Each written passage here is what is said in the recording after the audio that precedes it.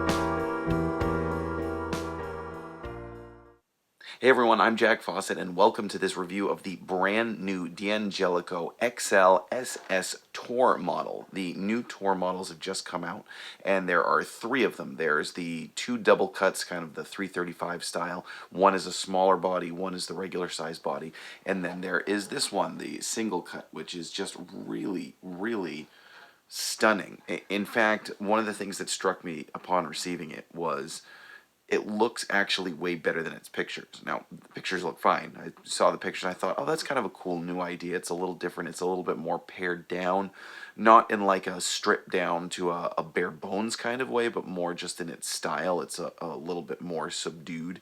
It's a little bit less flashy than some of the other D'Angelicos. But then when I got it, I just thought, it has a nice simplistic elegance to it. It's a full gloss body, and it's got the cream binding, the multi-binding and everything, and then the hardware is satin done. It's kind of this, it's got this like brushed nickel type finish. You've got the diamond inlays in the neck with an ebony fingerboard, which surprised me. You've got a maple body and ebony fingerboard. The neck itself is a three-piece maple and walnut. And then the headstock has this kind of old Art Deco thing kind of going on. It's a little bit simpler than the regular D'Angelico headstock, but still has its kind of like sophistication to it, which I really like. In fact, one of the things I noticed, even on the headstock, you've got the old-fashioned white or cream bean tuners, and this is a silly little thing, but it kind of shows me they've got good attention to detail. You've got the press fit bushings on the top. I don't like those old-fashioned style tuners if they have the thing. Now, for those of you that don't know, D'Angelico, Supro, and Pigtronics are all kind of under one ownership now. And Supro has designed the pickups for these. These are the Supro bolt buckers, which are inspired by the classic PAF sound. So there's a little bit of a departure too, kind of going for that classic rock tone. Now this is a semi-hollow guitar, so it's going to give you some growl without needing to worry too much about feedback.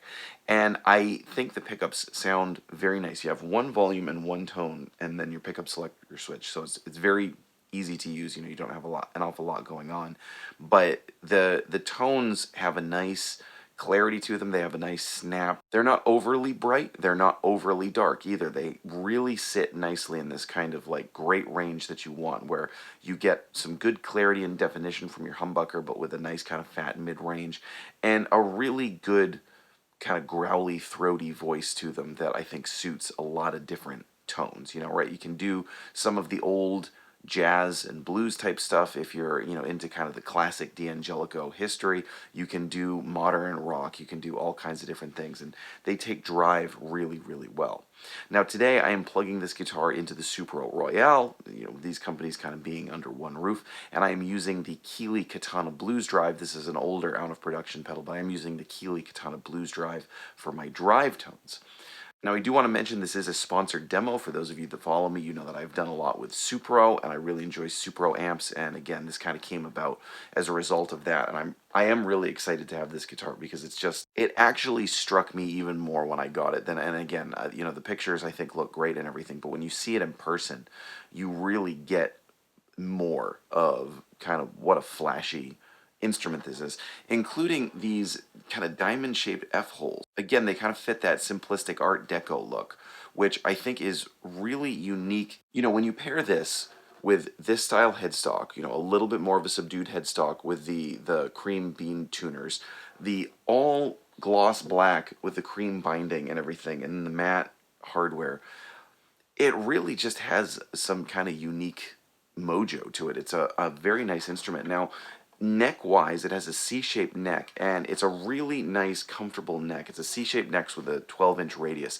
I find it very, very comfortable to play. I tend to like fatter necks. This one isn't baseball bat, but, you know, it's like there's some meat on that bone. This is a guitar you can kind of get a hold of.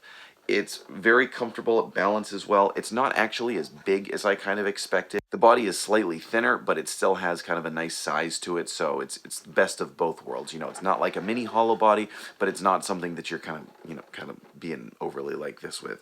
Real comfortable to play, nice weight to it, really nice snap. Let us know in the comments, is this one that you're interested in trying out? Do you own any other D'Angelico guitars? The name was revived not terribly long ago. Now, I actually did some early demos of D'Angelico guitars back when they came out, unassociated with the company. It was a friend of mine was kind of starting a dealership, and he lent me some of them to try out, which were some of the early models, but I haven't played as many since then. But this is one that the attention to detail, the finish, and everything, and even it was set up great when I got it. Now, that's not something that I always mention. The reason that I mention it now is because it came from the company, which shows me that they're putting a lot of time and effort into these guitars. They're really dedicating a lot to making them nice. Now, if you're getting it from a dealer, then I don't tend to bother mentioning whether or not, you know, because you never know what happens to it when it gets to the dealer and things like that. But when it comes from the company and it's set up so well, that shows me that this is something that they really care about. They want to get a good product into your hands.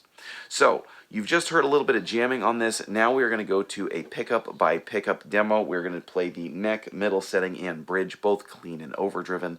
Let us know what you think of the new D'Angelico Tour series. Which one is your favorite? Do you like the more traditional double cut style, or do you like this really cool single cut style? Let us know in the comments. I'm Jack Fossett. Please remember to like, share, and subscribe, and I hope you enjoy the rest of the video.